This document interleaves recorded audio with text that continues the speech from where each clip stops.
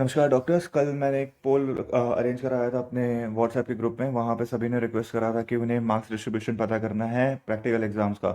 और पता करना भी चाहिए हर एक एग्जाम में। तुम एमबीबीएस की लाइफ में किसी भी प्रैक्टिकल एग्जाम में जाओ, फर्स्ट ईयर की फिजियोलॉजी में जाओ या फिर फाइनल ईयर की मेडिसिन में जाओ, या फिर फर्स्ट ईयर की एनाटॉमी में जाओ या फिर फाइनल ईयर की सर्जरी में जाओ, तो तुम्हें पता होना चाहिए कि कितना प्रैक्टिकल मार्क्स का क्या, कौन से टेबल का कितना वेटेज है। उस हिसाब से तुम अपने प्रिपरेशन को मैनेज कर सकते हो, उस हिसाब से तुम वेटेज पुट कर सकते हो, अपने एफर्ट्स पुट कर सकते हो, ताकि तुम्हें पता चले कि जितना मैंने टाइम डाला है और रिटर्न ऑन इन्वेस्टमेंट रेशियो तुम्हारा सही बन रहा हो, आरओआई तुम्हारी सही आ रही हो।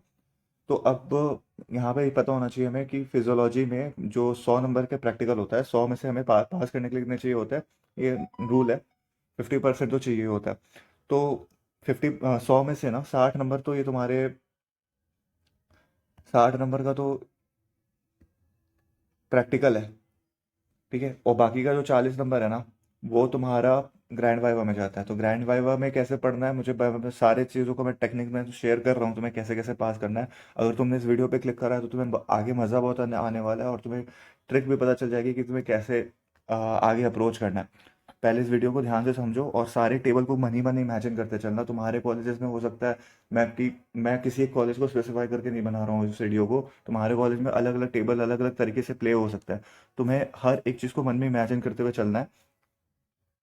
तो सबसे पहला जो टेबल होगा वो हेमाटोलॉजी का होगा। हेमाटोलॉजी 18 नंबर का है। 18 नंबर में ना एक लॉन्ग केस आता है और एक शॉर्ट केस आता है। जो लॉन्ग केस होता है वो तुम्हें मालूम होता है, टीसी डीसी आरबीसी अकाउंटिंग का होता है, और डब्ल्यूबीसी की काउंटिंग का हो सकता है, डिफरेंशियल काउंट का हो सकता है।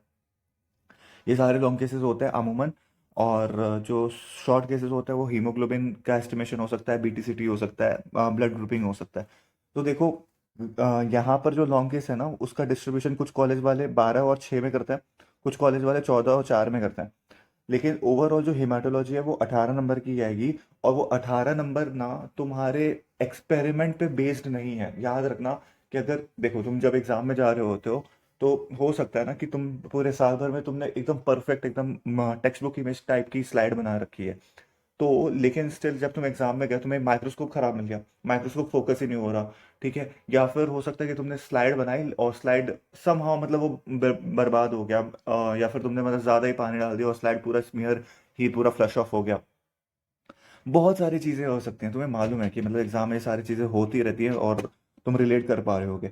तो एक चीज़ याद रखना कि तुम जब एग्जाम में जा रहे हो ना, प्रैक्टिकल एग्जाम में जब तुम अप्रोच कर रहे हो, तो ध्यान रखना इस बात को कि तुम बस अपने लिए नहीं जा रहे हो, तुम एक पूरे ग्रुप के साथ घुस रहे हो। क्योंकि तुम्हारे साथ एटलीस्ट 30 40 50 का एक ग्रुप घुस रहा होगा, ठीक है। तब तुमको पता होना चाहिए कि तुम्हारा अगर डीएलसी का एक्सपेरिमेंट है, यहाँ पे मतलब मैं लिख दे रहा हूँ थोड़ा। अगर तुम्हारा डीएलसी का एक्सपेरिमेंट है तो तुमको, अगर तुम टेबल नंबर 1 पे बैठे हुए हो और डीएलसी वाला एक्सपेरिमेंट दूसरा टेबल नंबर 7 का है, तो तुम्हें पता होना चाहिए कि तुम भी यार 3 स्लाइड बना लो। ठीक, मिनिमम 3 स्लाइड तो बना के रखना चाहिए। और साथ साथ वाला भी 3 स्लाइड अगर बना के रखता है, तो अगर तुम्हारी एक स्लाइड बर्बाद हो भी गई, 2 स्लाइड बर्बाद हो भी गई, तीन की तीनों बर्बाद हो गई, तो साथ वाला तुम्हारी मदद कर सकता है।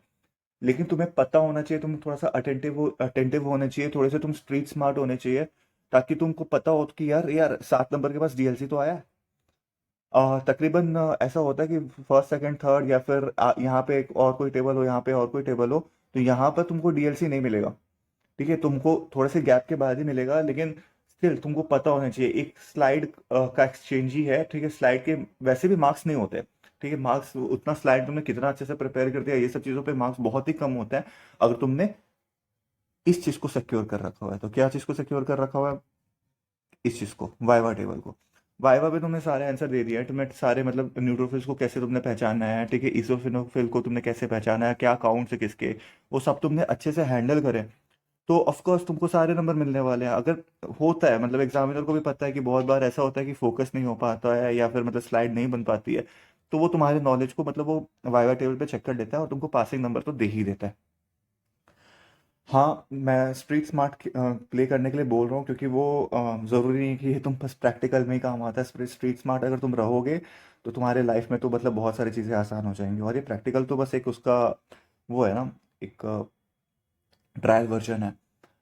तो अब उसके बाद ये हो गई हेमाटोलॉजी। हेमाटोलॉजी में मैंने तुम्हें सब कुछ समझा दिया, लॉन्ग केस में क्या आता है, शॉर्ट केस में क्या आता है। फिर 18 18 नंबर का दूसरा आएगा ह्यूमन फिजियोलॉजी वाला टॉपिक, यानी कि ह्यूमन से रिलेटेड कुछ जो एक्सपेरिमेंट्स होते हैं, जिसमें हम लोग क्लिनिकल एग्जामिनेशन जानते हैं।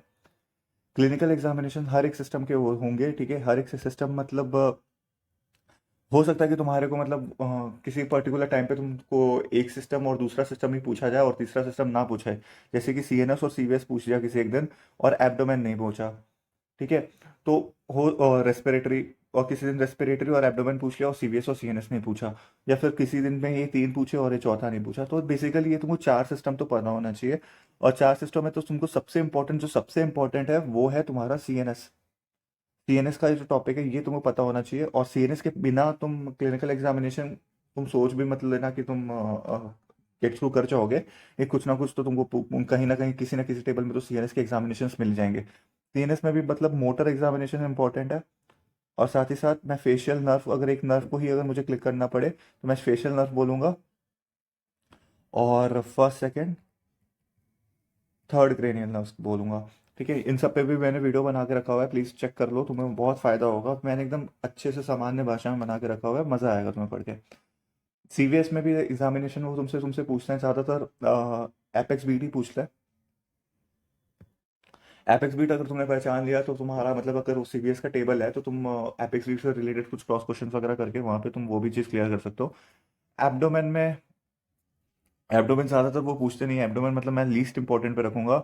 और रेस्पिरेटरी के वो तुम्हारे सारे जो एरियाज है, ठीक है, सुप्रा क्लेविकुलर, इंफ्रा क्लेविकुलर, ये सब तुम्हें पता होना चाहिए। जितने भी एरियाज होते हैं चेस्ट के, वो तुमको क्लियर होना चाहिए। और बायलैटरल एग्जामिनेशन करना है। अगर तुमने यहाँ पे सुप्रा क्लेविकुलर किया तो यहाँ पे तुमको फिर सुप्रा क्लेविकुलर करना है, फिर तुमने इंफ्रा क्लेविकुलर करा तो फिर तुमको यहाँ पे करना है। ऐसा नहीं कि सुप्रा क्लेविकुलर इंफ्रा क्लेविकुलर फिर ये एक्सिलरी में चले गए, ठीक है, ऐसा नहीं करना। तो तुमको हमेशा बायलैटरल एग्जामिनेशन करना है। और कभी भी क्लिनिकल एग्जामिनेशन के पहले यह चीज़ याद रखो कि तुम्हें एक चीज़ और करनी है, क्या करना है, कंसेंट लेना है। और तुमने कंसेंट ले लिया और बायलैटरल एग्जामिनेशन कर दिया, ठीक है, और मतलब बेसिक बेसिक भी चीज़ें दिखा दी एग्जामिनर को, तो तुम पास तो हो ही रहे हो। तुमको वो ज़रूरी है कि तुमको क्रॉस क्वेश्चंस के या फिर क्रॉस वाइवा टेबल के जितने भी वो क्रॉसिंग्स आ रहे हैं एक्सटर्नल्स के थ्रू, वो तुमको सारे आंसर करना है। तुमने अगर ये बेसिक बेसिक प्रोटोकॉल फॉलो कर लिया, तुमने कंसेंट ले लिया है, बायलैटरल एग्जामिनेशन दिखा दिया है, थोड़े बहुत एग्जामिनेशन तुमने कर भी दिया, हल्का फुल्का गलती हो भी सकता है, तो भी तुम फेल तो नहीं होने वाले।